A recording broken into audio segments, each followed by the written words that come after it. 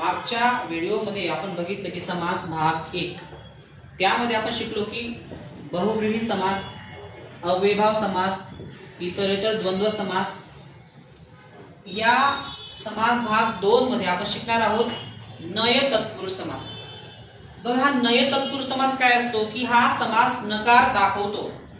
याचं पहिलं वैशिष्ट्य काय आहे की हा समास नकार दाखवतो। दुसरं वैशिष्ट्य काय की सामासिक शब्दाची सुरुवात, सामासिक शब्दाची सुरुवात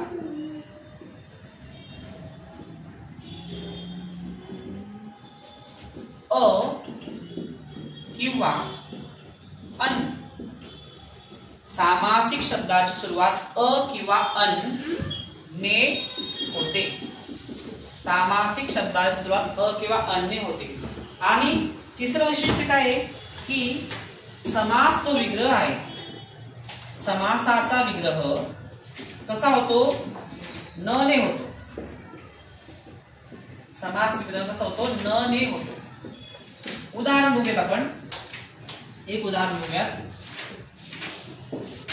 बघा, हा पहिला भाग आहे की समास नकार दाखवतो। दुसरं वैशिष्ट्य आहे की सामासिक शब्दाची सुरुवात अ किंवा अन ने होते आणि समास विग्रह न ने होतो। उदाहरणार्थ असत्यम हा काय सामासिक शब्द आहे।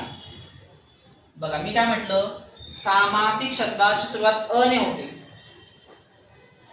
कळलं? अ ने सुरुवात झाली, विग्रह कशाने होतो, न ने होतो। म्हणजे काय, न सत्यम, असत्य जे सत्य नाही, न सत्यम। आणि समास नाव काय मग, नय तत्पुरुष समास। ठीक आहे, अशा प्रकारे हा समास आहे। नकार दाखवतो, सुरुवात अ किंवा अन ने होते आणि विग्रह न ने होतो। अजून अयोग्यम हा शब्द बघा, अ ने झाली सुरुवात, विग्रह न ने होतो म्हणजे न आला आणि योग्यम आणि नय तत्पुरुष समास। आता बघा, मग अन ने सुरुवात होते, अन का आला, हे बघा अनिच्छा शब्द दिसला का, अनिच्छा। हे बघा, याच्यात काय आला, अन आला, लक्षात घ्या।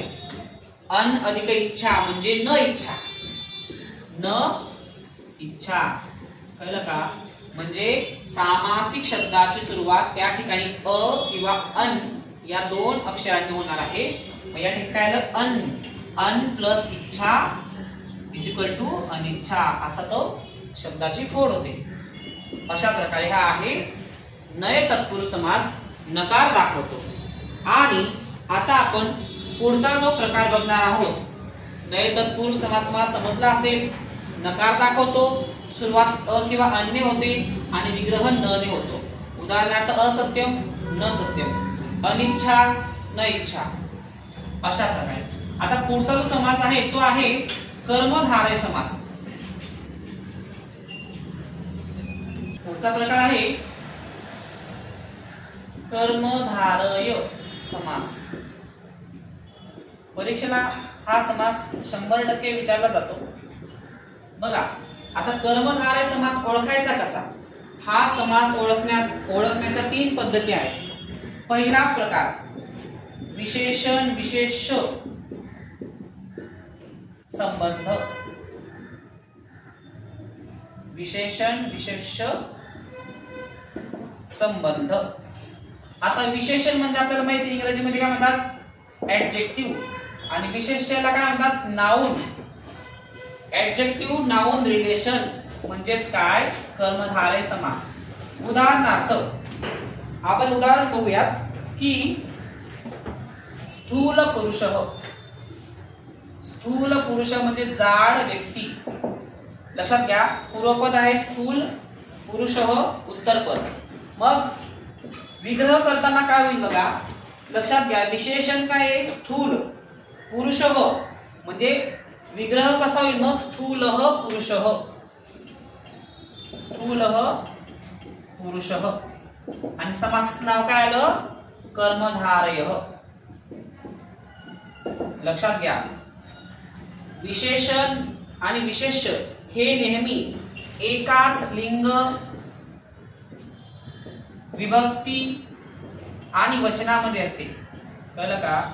विशेषण विशेष्य हे नेहमी एकाच लिंग विभक्ती वचनामध्ये असते. दुसरं उदाहरण बघूयात आपण की दुसरं उदाहरण बघूयात की रक्तम पुष्पम. रक्तम पुष्पम हे काय झालं? विग्रह झाला. समास काय आहे? समास शब्द काय आहे? रक्त पुष्पम. हे बघा, रक्त या शब्दाचा अर्थ लाल, पुष्पम म्हणजे फूल, लाल रंगाचं फूल. मग रक्तम पुष्पम कर्मधारय समास. मग हे पुष्पम काय लक्षात घ्या? पुष्पम, पुष्पे, पुष्पाणी. अकारांत नपुंसकलिंग शब्द आहे, वर्ण प्रमाणे पुष्प शब्द. मग पुष्पम जसा प्रथमा एक वचन आहे, तसं रक्तची पण काय केली? प्रथमा एक वचन केली, रक्तम पुष्पम. लक्षात घ्या, या ठिकाणी म हलंत नाही घेतलं आपण.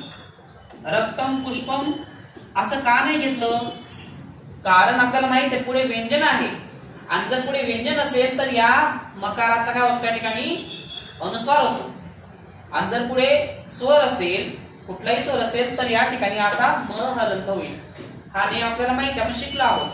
अशा प्रकारे हा पहिला प्रकार झाला की विशेषण विशेष्य संबंध, ऍडजेक्टिव्ह नाउन रिलेशन. दुसरा जो प्रकार आहे, उपमान.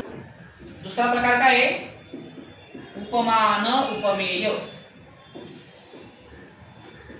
म्हणजेच काय? थोडक्यात कंपेअर करणं, कोणाची तरी कोणासोबत तुलना करणं.